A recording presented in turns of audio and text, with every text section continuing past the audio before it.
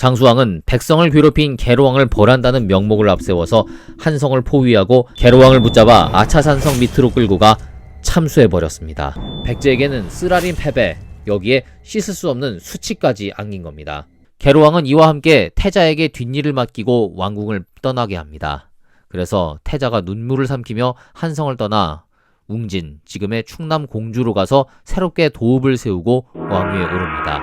아무튼 백제는 건국 이래 500년간 이어온 한성 시대를 마감하고 이제 웅진 시대를 열어가게 됩니다.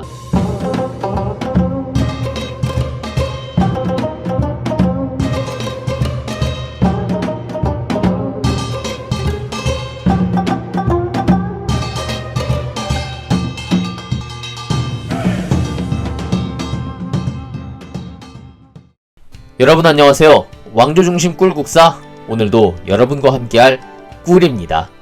충청남도 공주. 백제하면 부여와 함께 제일 먼저 생각나는 도시고 충청남도의 역사와 전통을 간직한 곳이기도 합니다. 공산성, 송산리 고분군, 무령왕 등등 수많은 유적이 있어 지금도 역사 공부를 위해 역사학자나 학생들은 물론 많은 관광객이 공주를 찾고 있습니다. 사실 공주가 백제의 도읍으로 있던 시간은 그리 길지 않습니다. 백제의 역사가 700년 조금 안 되는데 그중 공주, 당시 이름으로 웅진이 수도였던 기간은 불과 63년. 백제 역사 전체를 놓고 봤을 때 10%밖에 되지 않습니다. 이후엔 성왕이 사비로 천도하면서 660년 백제 멸망까지 가죠. 하지만 앞서 이야기한 수많은 유적들이 있어 백제하면 가장 먼저 생각나는 상징적인 도시가 된 것 같습니다.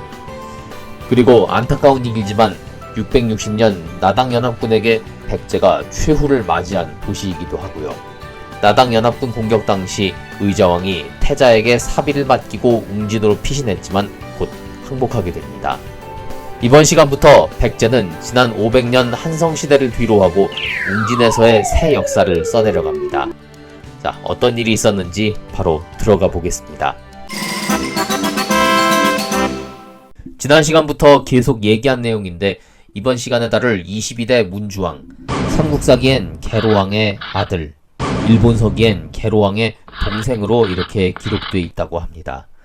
저도 이전 장수왕 편에선 아들로 소개했었는데 지난 시간 계로왕의 또 다른 동생인 곤지 이야기를 하면서 일본서기의 기록대로 다시 동생이라고 언급을 했습니다. 왜 삼국사기보다 일본서기의 기록을 신뢰할 수밖에 없는지 이야기해보겠습니다. 삼국사기와 일본서기엔 문주왕이 태자 시절 상좌평을 지내면서 아버지 계로왕의 정사를 도왔다고 합니다. 상좌평이라고 하면 전지왕 때 처음 등장하는데 조선시대로 치면 영의정 같은 직책이죠. 전지왕 당시엔 외척 해씨를 도와 또 다른 외척인 진씨를 몰아내고 전지왕 등극에 큰 역할을 한 전지왕의 이복동생 부여신이 비유왕 때까지 꽤 오랜 기간 상좌평을 맡았습니다. 즉 귀족 정치였던 당시의 기준에서 볼 때 왕을 보조할 수 있는 가장 가까운 형제 내지는 친척이 앉을 수 있는 자리였죠. 그런데요, 왕과 아무리 가까운 사람이라도 태자가 벼슬 자리에 앉는 건 아무래도 이상합니다. 태자는 그 자체로서 왕위를 계승할, 유사시엔 왕을 대행할 수 있는 사람이거든요. 방금 얘기한 영의정, 상좌평보다도 당연히 높은 사람이죠. 귀족사회에서 태자가 아닌 다른 왕자들이 벼슬을 할 수는 있습니다. 하지만 상좌평을 비롯해 그 아래 수많은 신하들을 지휘할 왕위 계승자가 굳이 벼슬 자리에 앉을 필요는 없죠. 이후 고려, 조선시대도 그렇지만 태자, 세자는 그 자체로서 왕위 계승자였지 벼슬을 한 일은 없습니다. 학자들은 여기서 상좌평 자리에 앉아 있었던 문주왕이 태자가 아니라 왕의 동생이었을 것으로 강력하게 추측하는 겁니다. 그리고 걸리는 게 또 있습니다. 바로 계로왕과 문주왕의 동생 곤지 이야기인데요. 곤지가 문주왕의 동생이란 기록이 있기 때문에 만일 문주왕이 계로왕의 아들이라면 곤지 역시 계로왕의 아들이 되는 겁니다.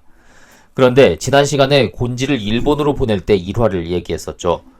곤지가 계로왕의 임신한 부인을 자기 아내로 달라고 했는데 만일 곤지가 정말 계로왕의 아들이라면 자기 부인으로 달라고 했던 여자가 자기 친엄마는 아닐 것이고, 그래도 아버지의 여자라면 당연히 자기한테 계모가 되는 건데 계모를 자기 부인으로 달라는 이런 저주길로!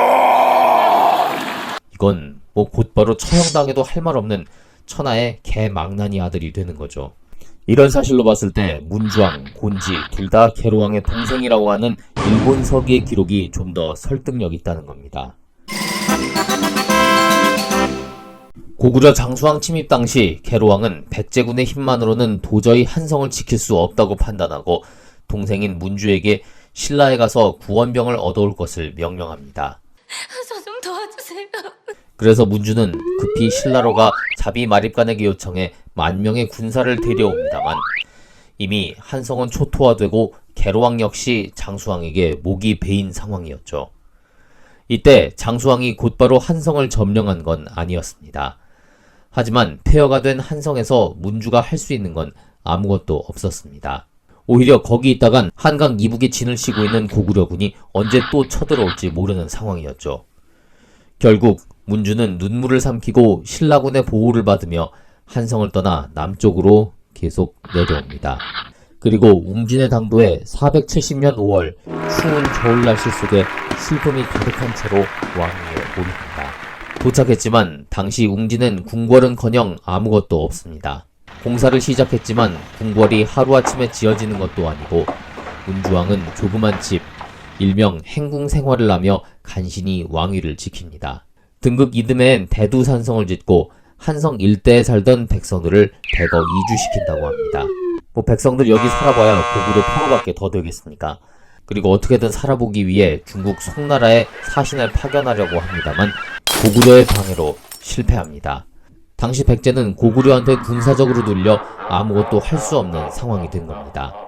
아무튼 문주왕이 백제 왕실을 지키고 어떻게든 살아보려고 온갖 노력을 다하고 있지만 백제 왕실의 권위는 이미 유명무실할 정도로 떨어져 있었습니다.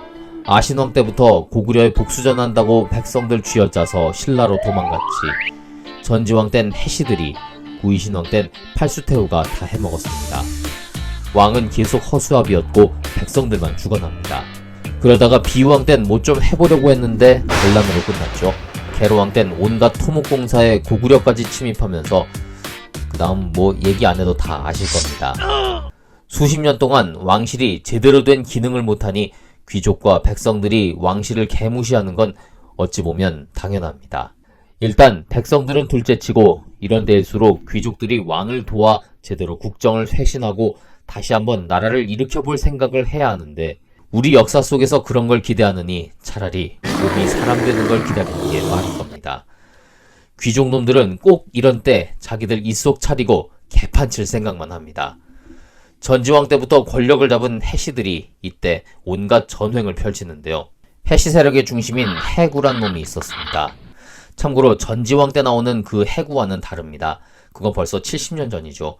당연히 다른 사람입니다. 그런데 70년 전 해구도 그렇고 지금 이놈도 병관좌평에 앉습니다. 저번에도 설명했지만 이 병관좌평에 앉는다면 당연히 병권을 갖는 거고 혼란한 시절일수록 병권을 쥔 놈들이 막강한 힘을 가지게 됩니다. 이놈 가만히 두면 또 전지왕, 구이신왕 때처럼 문주왕은 허수아비가 되는 겁니다. 이때 옛날에 외로 갔던 동생 곤지가 돌아와 있었습니다. 문주왕은 이 동생과 함께 힘을 합쳐 어떻게든 해시들을 견제해보려고 안간힘을 씁니다만 비유왕 때처럼 그놈의 검은 용이 또 나타납니다. 기록에 의하면 477년 5월 검은 용이 웅진에 나타나고 불과 2달 뒤인 7월에는 곤지가, 뒤이어 9월에는 문주왕마저 해시들에게 살해되고 맙니다. 막강한 해시 세력 앞에 백제 왕실은 아무런 힘이 없었던 거죠. 문주왕은 옛날 진사왕이 그랬듯 사냥을 나갔다가 해구가 사냥터에 숨겨둔 자객들 손에 살해됩니다. 문주왕이 이렇게 허무하게 세상을 떠나고 이어서 그의 아들 삼근왕이 즉위합니다. 예전에 사반왕 때 사반의 의미를 들려드렸는데 모래의 절반만큼 짧게 살다 간 임금이었다고 해서 그렇게 이름이 붙여졌다 그랬죠. 이렇게도 쓰고 또 반을 이렇게도 쓴다고 합니다. 그런데 이 삼근왕에게도 이런 의미가 들어있습니다. 말 그대로 삼근, 세 근짜리 어린 임금이라고 합니다. 보통 이 근이라고 하면 정육점에서 고기 살 때 쓰는 단위인데 한 근이 600g이니까 3근이면 1.8kg. 보통 신생아 체중조차도 안 되는 겁니다. 물론 이건 비유해서 쓰인 말이지만 그만큼 이 삼근왕이 어리고 또 아무것도 할 수 없었던 불쌍한 임금이란 뜻이었죠.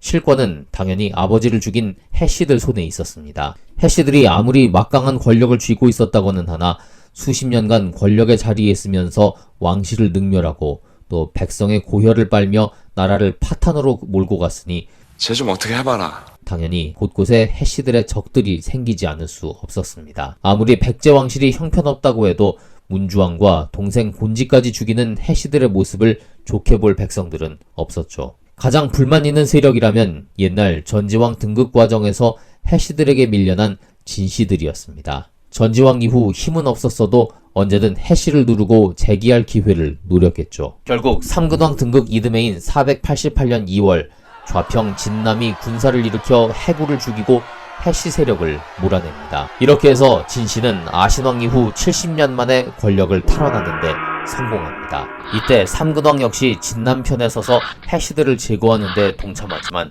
이듬해 살해되고 맙니다. 정확한 기록은 없습니다만 삼근왕이 진씨들을 지원해 해씨 제거에 성공한 뒤 필요가 없어 버려진 게 아닌가 추측되고 있죠. 진씨들은 이미 이전에 문주왕, 곤지와 밀접한 관계를 맺고 있었을 겁니다. 문주왕과 곤지 모두 해씨들을 견제했으니까요. 해씨들이 제거되자 진씨들은 새롭게 백제를 이끌어 나갈 임금을 필요로 했고 마침 이때 곤지의 아들 모대가 외에 머물고 있었습니다. 이 모대는 아버지 곤지가 외로 갈 때 함께 따라갔다고 하는데요. 어려서부터 굉장히 총명했다고 기록되어 있습니다.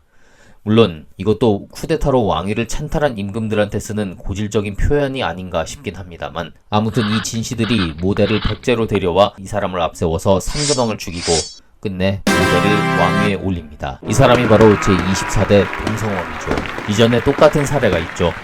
구이신왕이 이복 동생 비유왕 세력을 도와 목만치를 제거하는 데 성공했지만 이후 필요가 없어 제거된 것과 너무나 똑같습니다. 역사엔 왜 이렇게 똑같은 일들이 반복될까요? 그리고 백제엔 사반왕, 계왕, 구이신왕에 이어 이번에 삼근왕까지 왜 이렇게 어린 임금들이 불쌍하게 죽어갈까요? 이 시간에 삼근왕 2년 2개월의 역사를 이야기하면서 정작 삼근왕에 대한 언급은 거의 없었습니다. 이 삼근왕을 둘러싼 해씨와 진씨의 싸움 얘기뿐이었죠.